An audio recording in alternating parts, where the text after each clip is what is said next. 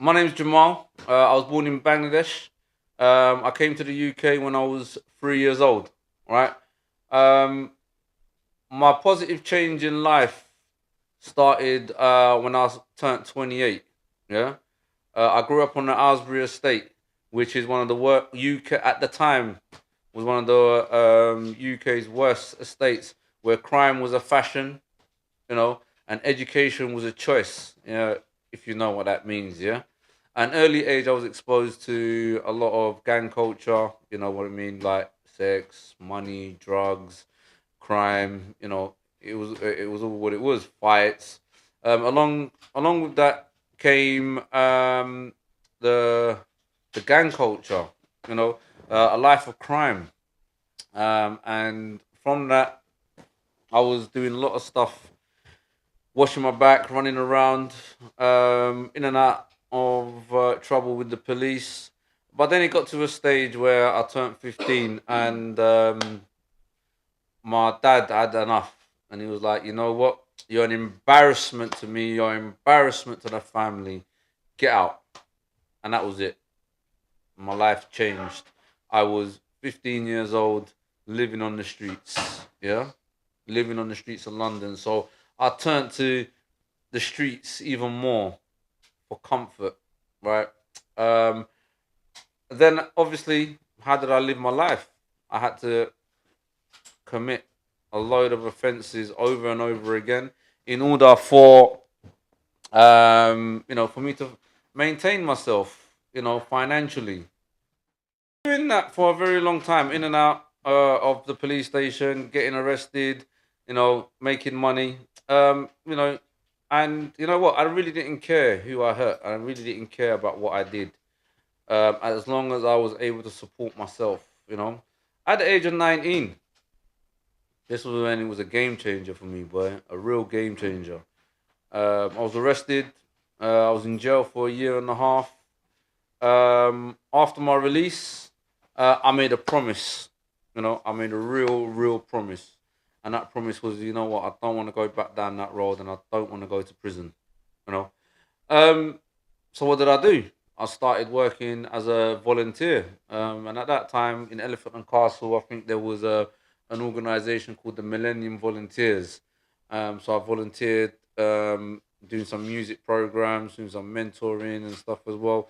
Um, and then I realized that I really had a passion for music. And through that, I kind of started my own label, Darkness Records. Yeah, if you remember that from, I don't know, 30 years ago. And then also we had another label, production unit, recording studio called Unit 10. So yeah, man, that was a very, very young age that I started my music career. Um, and then from there, I said, you know what, this is gonna be what I'm gonna be. This is what I'm gonna do. Music. And I'm gonna leave the streets behind.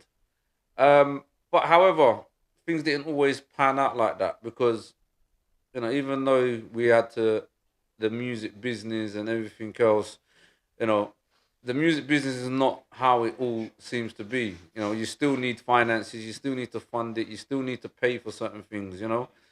And how do you think we paid for that?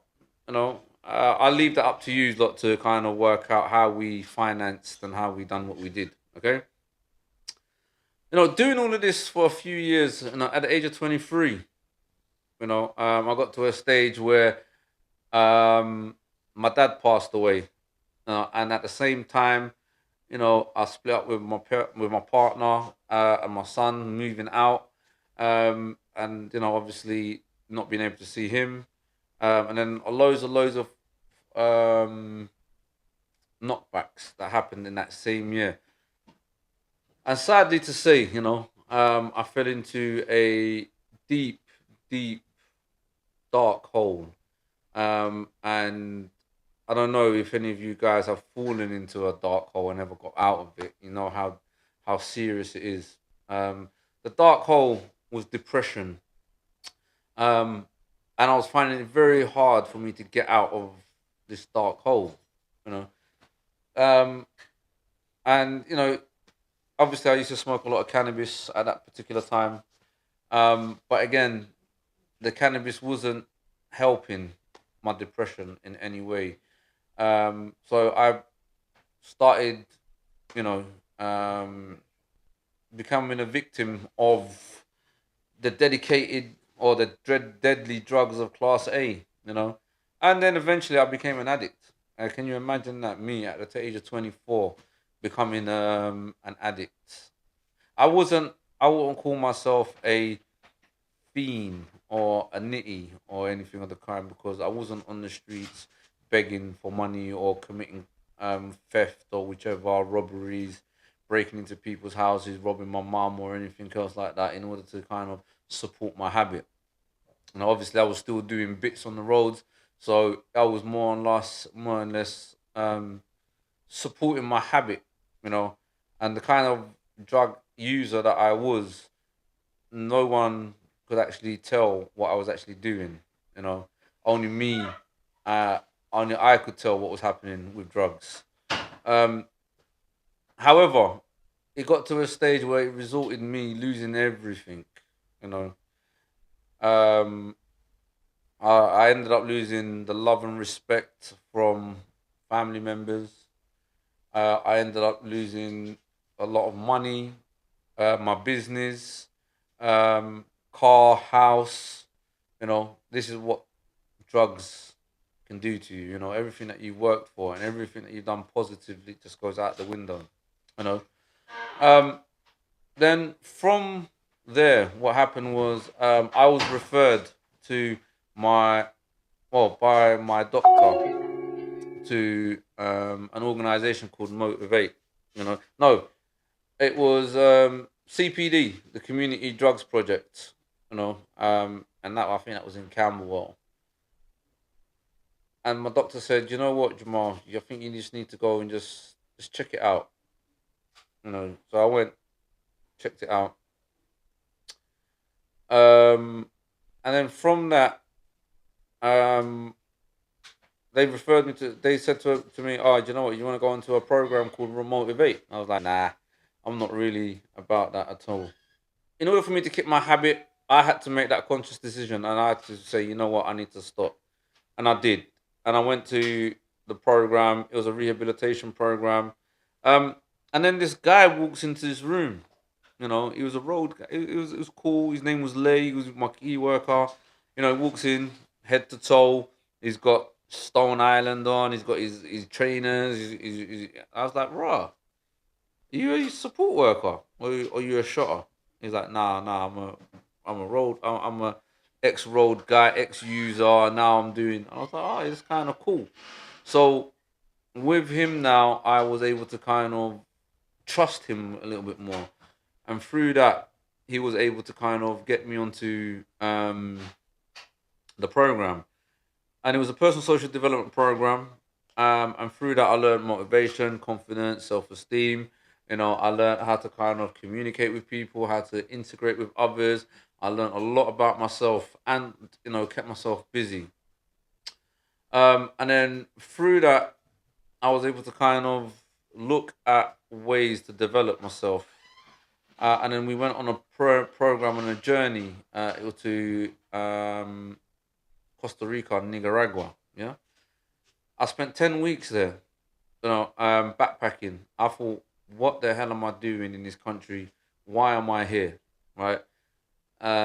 With a bunch of gap year students. However, it was an eye opener for me to see how people were living in different countries and how I was helping and supporting them and how um, hard they have it and how easy we have it and how we take it for granted. So I helped the people in Costa Rica. I helped them to, build septic tanks coming from the mountain all the way down into the village. Build community centers. Done a hike. So it was crazy, man. I'm telling you, it was an eye-opening life experience. At the time, again, my mind was taken off of drugs and I was constantly on the rehabilitation process. I was rehabilitating myself. Um, it took a long time, but again, it was my mind power that had to do it.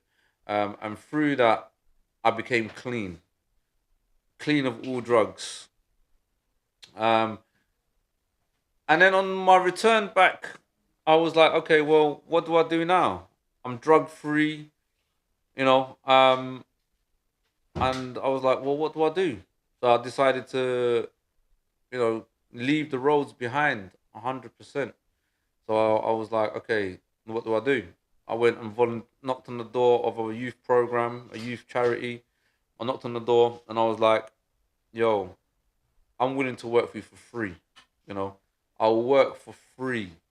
Please just give me an opportunity to come in and work and do something. And it was like, okay, we'll give you this chance. So I didn't blow this chance. This was the one chance I had, and this was the one chance I was able to prove myself. I was there before everybody in the morning, and I left. And at the end of the day, I didn't get paid a single penny. I was there for 6 months, right, working for free. Um, and I was because I was always an entrepreneur. I was a businessman from the roads on the streets. I was always doing something positive and constructive. So I was like, how can I use my street credibility and everything else to do the task. So the task was I had to organize a stakeholders event, that showed where we are and what we're doing as a youth charity. So what did I do? I went and invited, you know, a mayor from every single borough of London to come to host to the event that we was hosting. Out of all the mayors, I think 7 of them turned up.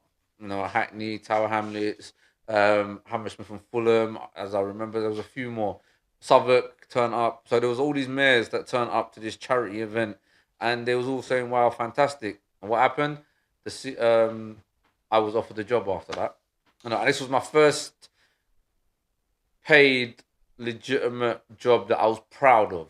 I was like, yeah, youth work. And it was like, okay, well, we can't pay you a lot, but we can pay you as a trainee. I was like, a trainee? What's a trainee? It's like, oh, you're gonna learn. So I was like, okay, cool. So what does that look like in finances? It's like, I think I think at the time it was about 15, maybe £16,000 for the year. I was like, what the hell am I gonna do with that? I've got a child to support. And it was like, oh, it's what the best we can do. So I was like, you know what? I was grateful for the opportunity, and I took it. I took it. And I developed, I grew, I done my qualifications while I was at work. And from there, I grew, I developed, I changed, I didn't look back. I never looked back at, for the streets and stuff. And I became what I am today, you know.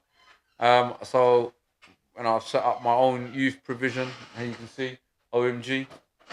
Um, and now we've kind of got to a stage now where we're looking at, um, how I can help and support more and more young people, and what kind of provision is it? Yeah. This provision is more set up with the youth work organizations I used to work for and the youth work organizations I used to attend. So what I've done is I've merged both of them together to call it OMG, because we're doing something completely different. And when we're doing something completely different now, we're looking at opportunities for more and more young people. So now, like I said, a guy that's coming to this country at the age of 3, lived a life on the streets, you know, in and out of trouble with the police, in jail, you know, drugs, abuse, you name it, I've been there. To now being a director, CEO, founder of a youth provision, I think you don't get more positive than that, you know. Um, Growing up, I was growing up in, like I said, Aylesbury Estate, South London, Peckham, Woolworth Road, Bermondsey, so Elephant and Castle. This was like kind of the areas that I've grown up in. Now, there's no signal on the TV. So with growing up now in this area, I grew up with a lot of racism. You know, being a South Asian, Bengali, you know, growing up in Bermondsey, Millwall, Bermondsey, very white English area. So I grew up with nothing but hatred, being hated on, um, being bullied, and stuff as well. And my parents coming from a non-English speaking background, it was very difficult for them to guard and protect me from racism, from bullying, and all of that kind of stuff that was happening. So I had to defend myself, defending myself in school, defending myself on the roads, on the streets, and stuff as well. So that's where it all stemmed from. And you need protection, and you need people to look out for you. And I think my dad couldn't do that because he had me at an old age. So having me at an older age, I was a teenager, and he was kind of at a stage where he was in his 50s, so which made it very difficult for him to kind of be supportive of what I do, you know. Um, yeah, so that's what made me go down that road. So next question we have is how did you start OMG and what steps did you have to take to overcome barriers such as council, government? Okay. How did I start OMG? I started OMG one day. I was at work, and I was like, I don't want to work here no more. And I was at another youth organization, and things happened for a reason. So I left that organization. I used to work for a youth organization in Croydon. I was the operations manager there, and I learned about contracts and values and working with all these kind of stuff. So what I done was I left that organization with the knowledge, and then at the time I think about two Rolex watches, and I pawned them. Yeah, I pawned my watches. So I pawned my watches. I think I got about 25 grand for them, and then I used that money to set myself up. So I got an office. I got a training room. I remember my two new at that time staff that was paying for, and I had no contracts. And I was thinking, what the hell? How am I? What am I doing? Am I crazy? But you know what? I had my first group of young people through the door, 12 of them, and we were running a program. And then I reached out to one of my old contacts, and I said, "Look, man, I've started up a youth program." And he was like, "Yeah, really? Okay, what have you got?" So he told me, and then he's like, "Listen, I'll give you a little contract." I was like, "Okay," and that was it. That was it. He gave me my first contract. And from there, I've just been growing and developing and striving. The youth program's been growing, funding's been coming in, and we've been working on supporting. I think up to date now, we've worked with over like 1,500 young people, you know, across the whole of London, you know. Um, and the barriers, yes, the council, yes, the barriers of the government funding, yes, there are barriers with loads of red tape and stuff as well. However, the problem that I have is you got to remember I'm an ex roadman. Yeah. So a lot of barriers is stereotyping. Yeah. I get stereotyped as soon as I walk into a room of officials.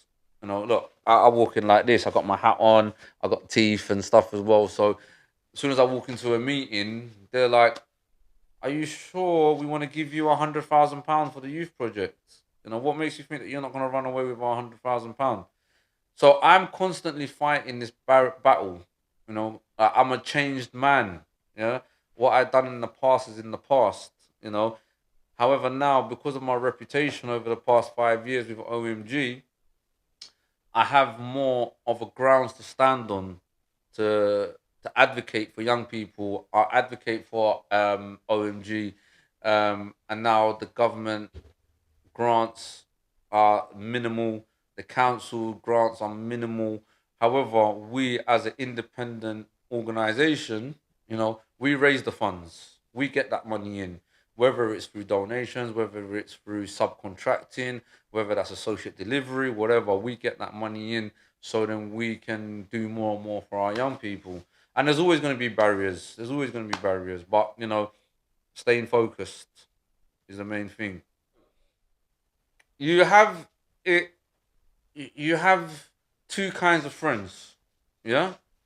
So you've got the friends that are supportive, and you've got the friends that are non-supportive, but they're still your friends at the end of the day. You know. So you've got to be kind of at that stage where is who do I listen to? Yeah, and who do I um follow? Right. So I'll give you an example of two friends. Yeah, I got one friend when he found out I was using drugs. You know, he literally kidnapped me. Wow. Literally kidnapped me in his house. Yeah, and didn't him and his wife didn't let me out the house of their house for literally I think a day and a half, maybe 2 days. Yeah, they was like, "Nah, you just need to just shake it off." Yeah, but he would never give me no. He wouldn't give me any money. Why? To me, I thought you're a bad friend for not giving me no money. Yeah, but what he done was more than any other friend. Yeah, because what he done was he's looking out for my best interest. Yeah, as a human. Yeah, and he was like, "All right, cool. Up to date, me and him are best friends." Yeah. Then I've got friends. So while I've changed, for example, when I come back from Costa Rica, you know, I've come back from Nicaragua. I had phone calls. Oh, yo, what's happening? Um, what is there food about? Is there this about? Is there this? Is there whatever, whatever? If people know what I'm talking about, you'll know what I'm talking about. Yeah. Um, and they were angry because the supply chain on the streets has stopped. And I've kind of stopped a lot of the supply chain that was coming in. You know, so they were angry because now they can't make any more money. You know, so there was that anger from my friends. Then I had a lot of friends that were in the music business. Like, yo, come, let's go make music, let's go in the studio, let's go and record, let's do this, let's do that, and let's sign a new artist, what we signing, who we signing, what we doing, who we gonna manage, and this and that. So now I've got these kind of friends, yeah.